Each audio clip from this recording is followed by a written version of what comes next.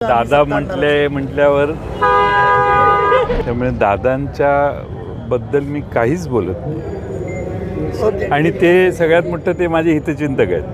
दादा असं आहे की दादांनी आता घोषणाच केलेली आहे म्हटल्यावर मी बोलून काय उपयोग आहे.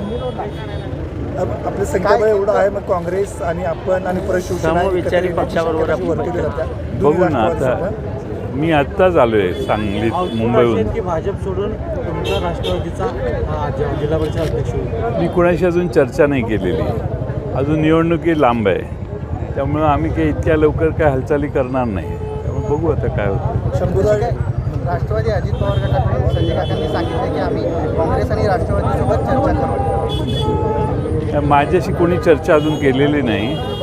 तर आमचे देवराज पाटील जिल्हाध्यक्ष आहेत, त्यांच्याशी पण अजून माझी भेट नाही. आता चर्चा करतो मी सगळ्यांशी. सत्तेसाठी तुम्ही पुढाकार घेणार का TDPचा?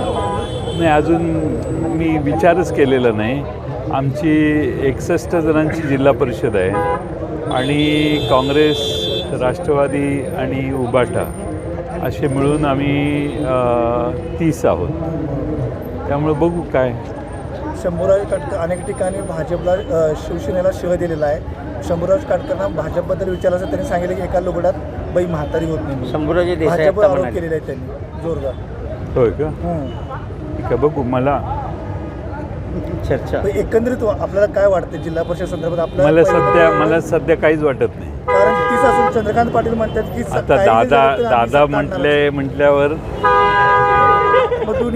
दादांच्या विरोधात मी कधीच काही बोलत नाही. त्यामुळं दादांनी एखादा विधान केलं तर दादांना उत्तर देणं मला योग्य वाटत नाही. दादांची महत्त्वाचं म्हणजे गेले 2 दिवस झाले की रोहित पवार सांगत आहेत की दादांच्या बाबतीत जे काय घडलं तो कट आहे म्हणून त्यांनी काल माहिती दिली घातपाताचा. आता चौकशी जी आहे, चौकशी पारदर्शी व्हावी आणि काय आहे, ब्लॅक बॉक्स मिळाले तर त्यात काय म्हटलेलं आहे,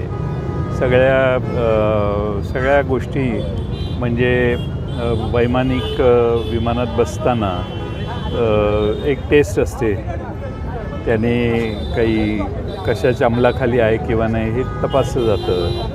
असे सगळे मुद्दे व्हेरीफाय करू दे तपासणी व्यवस्थेला आणि त्याच्यातनं काय निष्कर्ष येत आहेत ते बघू आपण. परवा आपण सुनेत्र वहिनींना सुद्धा आपण भेट घेतली. भेट घेतली नेमकं काय? नाही, मी त्यांची भेट नाही घेतली. त्या विधानभवनात आल्या त्यावेळी त्यांचं स्वागत केलं.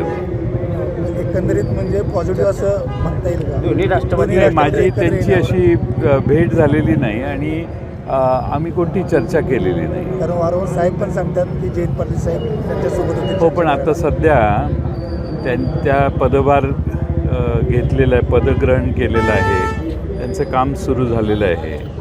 त्यामुळं त्यांच्या कामाला शुभेच्छा देण्यासाठी मी तिथं हजर होतो. NISA बिझनेस ॲडवायझरी कमिटीची मिटिंगही होती, पण त्यानंतर माझी त्यांची भेट नाही झाली. आमदार सदाभाऊ खोतांनी तुमच्यावर खालच्या दर्जाचे आरोप केलेले आहेत. तुम्ही कटकारस्थान करता, अगदी महाराष्ट्राचे शकुनी मामा सुद्धा आहात अशा पद्धतीने त्यांच्या मुलानं सुद्धा चुकीचे आरोप केलेले आहेत. 137 मतांनी निवडून आलेली लोक किती जोरात बोलतात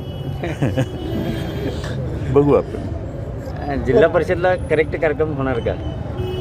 मी आज काही त्याच्यावर बोलत नाही. बघतो ना कारण कोण निवडून आलं, अजून निवडून आलेल्या सगळ्यांना भेटतो, त्यांचं काय मत आहे ते चर्चा करतो, मग त्यावर भाष्य करू. चंद्रकांत दादांची भविष्यवाणी खरी ठरेल का? नाही, दादा हे मला माननीयच आहेत, त्यामुळे दादांच्या बद्दल मी काहीच बोलत नाही आणि ते सगळ्यात मोठं ते माझे हितचिंतक आहेत. दादा